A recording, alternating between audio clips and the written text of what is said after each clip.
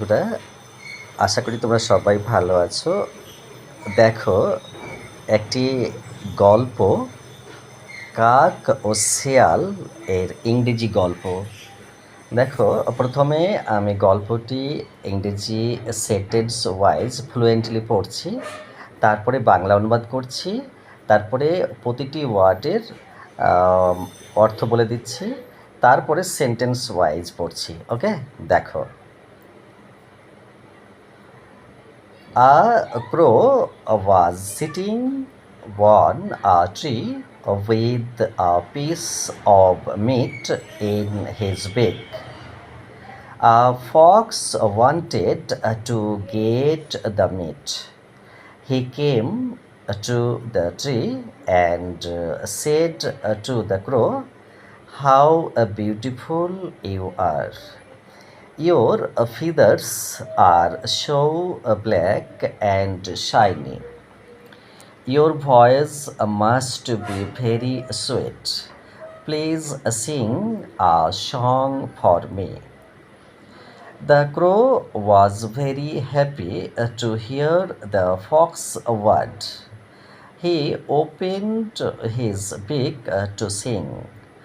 The piece of meat fell down.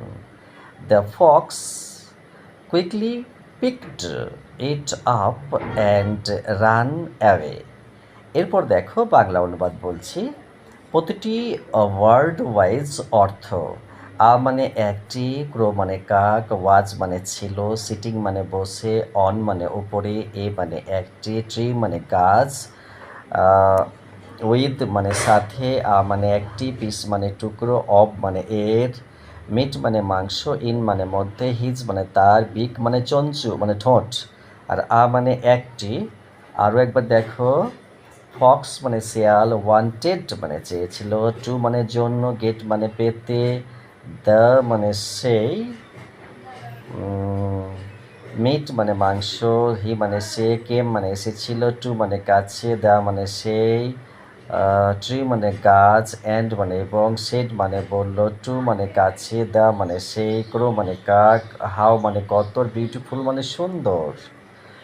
তারপরে দেখো, you মানে তুমি, আর মানে আছো, ইয়োর মানে তোমার, ফিদার্স মানে পালক, আর মানে আছে, শো মানে খুব, ব্ল্যাক মানে কালো, অ্যান্ড মানে এবং, সাইনি মানে চকচকে, ইয়োর মানে তোমার, ভয়েস মানে কণ্ঠস্বর, মাস্ট মানে অবশ্যই, বি মানে হবে, ভেরি মানে খুব, সুইট মানে মিষ্টি, প্লিজ মানে দয়া করে, সিং মানে গাও, এ মানে একটি।